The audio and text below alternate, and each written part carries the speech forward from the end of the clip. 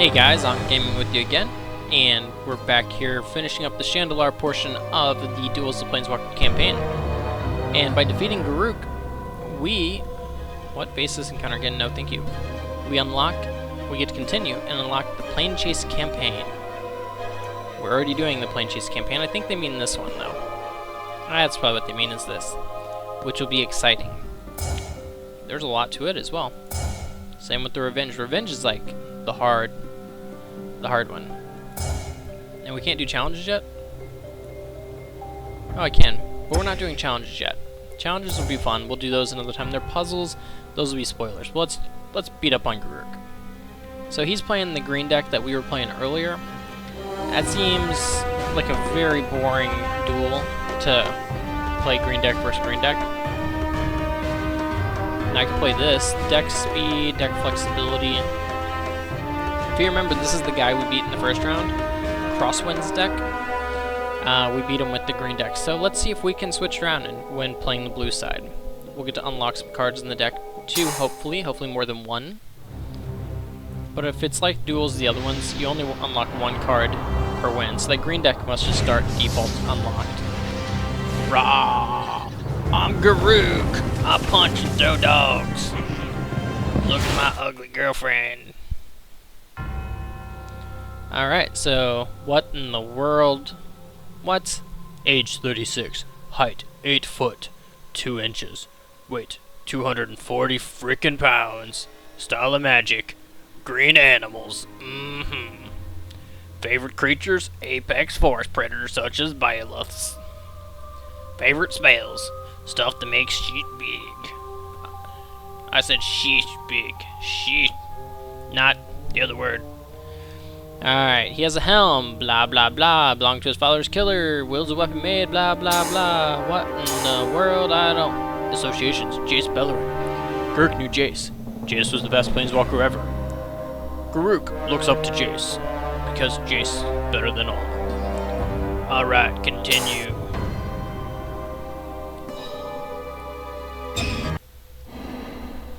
Alright, let's see. These cards look pretty crappy.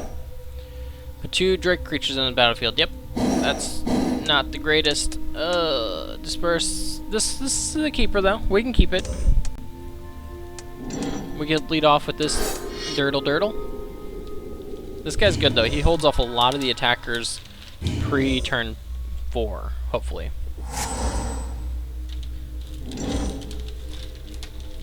No 1-drops, My turn. Alright, so we gotta disperse and we have this Arachnomancer. That's pretty good. So basically what we're going to do is use this disperse to gain what's called tempo advantage, which is basically like he's spending 2 mana here to make something, but tempo is basically gaining a mana advantage on your opponent and a board presence advantage, setting them behind effective turns in the game. Unfortunately, we have no pressure, so we're not getting anything out of a tempo advantage right now.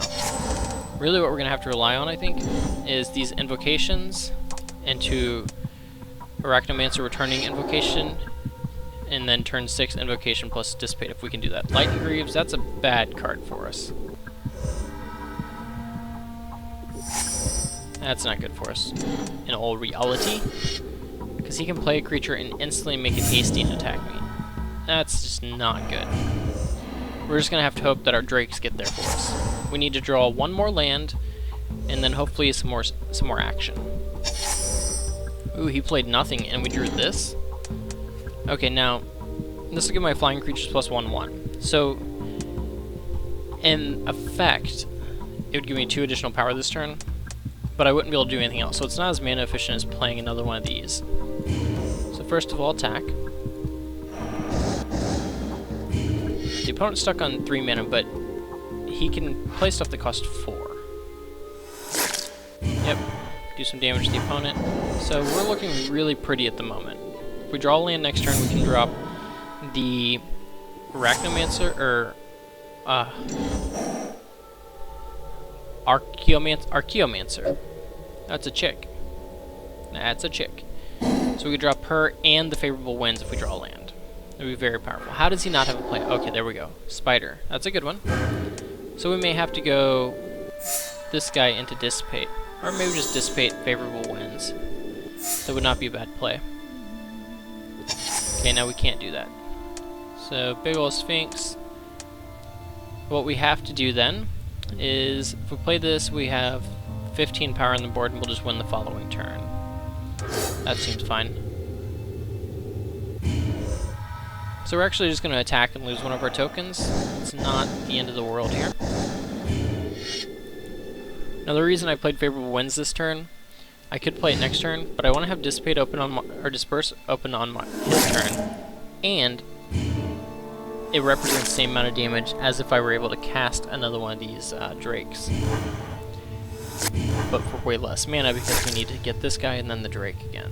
So this works out better because we can Disperse, hopefully, and then replay the Disperse next turn. Alright, that does nothing. Actually, he has to destroy one of his own, doesn't he? Yeah, he has to destroy something. Oh, I can destroy that. Pause. We'll return it to my hand. This actually works out just as good for us because now he's still pretty much dead next turn. And if he moves that and attacks, that's fine. Okay, that's actually not good for us.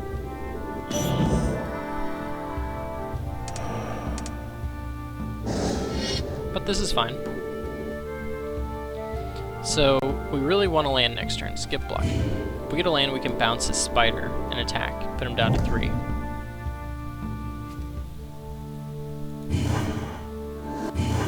But this is a little tough, because he's got his mana and his creatures are just better.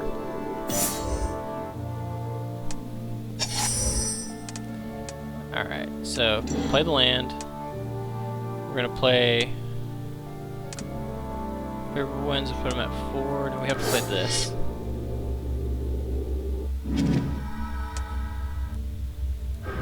Oh, he did move it.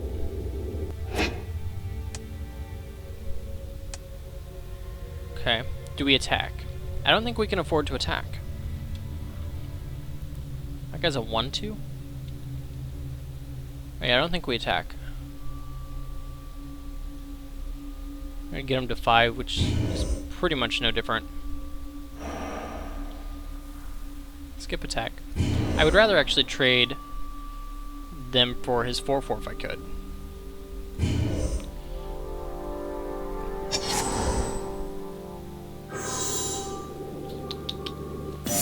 Okay, he moved that, that's fine. Perfect, so he just played this, which means disperse time. Well, we'll be able to disperse his 4/4 at the end of turn, crack him to at least 1 with favorable winds. So.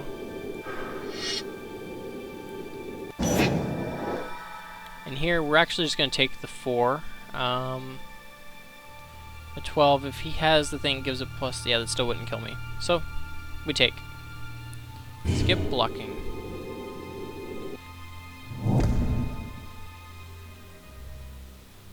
Continue.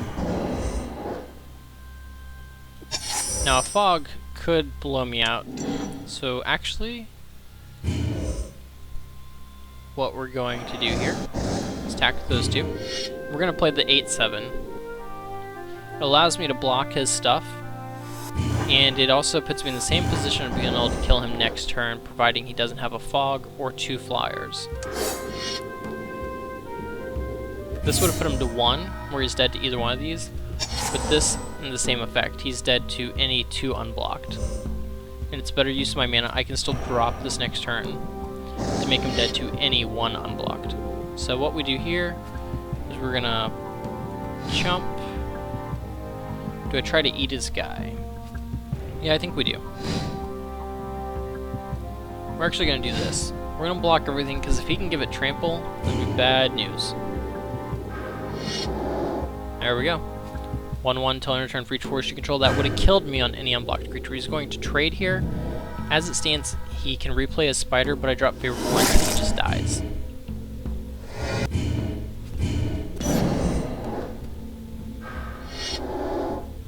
Okay, now he cannot. Put him to play tapped or untapped.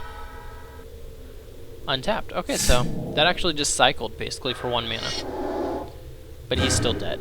Favorable winds will kill him. For Exacties. It's actually a tougher match than I expected, but we are going to be able to pull it out, it looks like. Let's just go ahead and slide a hand. What's this do? When I recast an source per charge card. Oh, that card's awful. We only block creatures flying. Sure, we're going to take that. We're going to play our favorable wins. We're going to win, but we're just going to drop all of our stuff. Who cares? And attack.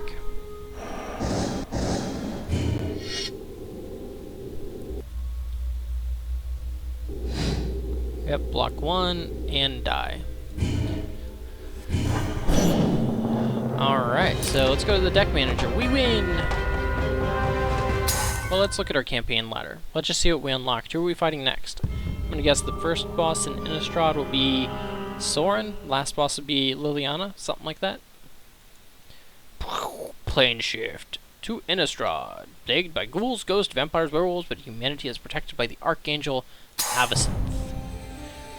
Unlocked the plane chase campaign. Woohoo! I'm looking forward to that. So, Ghoul Caller. So it's interesting. So it's an encounter, and then boss. That is cool. I think that is very neat. So I can fight any of these three, but I have to beat him before I can fight Liliana. So let's go look at our deck manager before we call it an episode, guys, and let's just see what we've unlocked. We only unlocked 1 card, and so let's look at it. Deck manage it. It's kind of disappointing to only unlock 1 card. And what was it? Oh, this guy. This guy's awesome. When recasting a sorcery spell, put a 2/2 Drake token with flying on the battlefield. Very cool creature. He's not. I think he'll be constructed playable probably, but he's not legacy. I think he might be playable in standard though in the right deck. Recurring Insight. That's a very cool card. It's not good though. We need to cut a card. You know, this card is awful, but I'm gonna keep it. I'm gonna drop one of these Drakes. So, change deck. Why does it have 25 frickin' land? Save and quit.